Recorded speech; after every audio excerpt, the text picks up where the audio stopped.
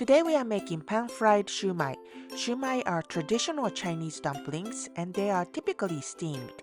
Pan-fried shumai is a delicious twist on the classic, crisp on the bottom, juicy inside, and perfect as a snack, appetizer, or part of a dim sum style meal.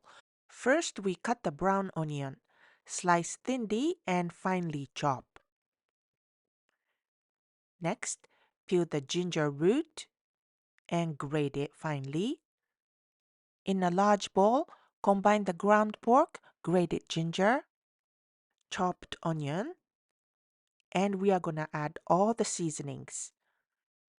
Potato starch, soy sauce, sesame oil, salt, sugar, and white pepper.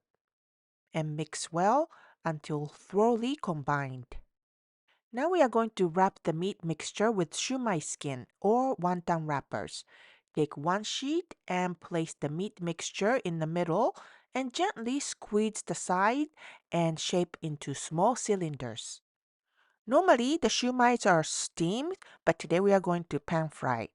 Heat the oil in a frying pan over medium heat and place the shumai in the pan and cook for a couple of minutes.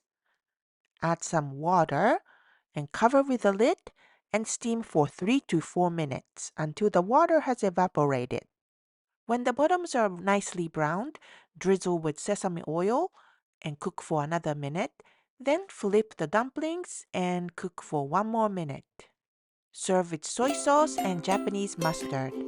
Pan-fried shumai is quite easy to make at home.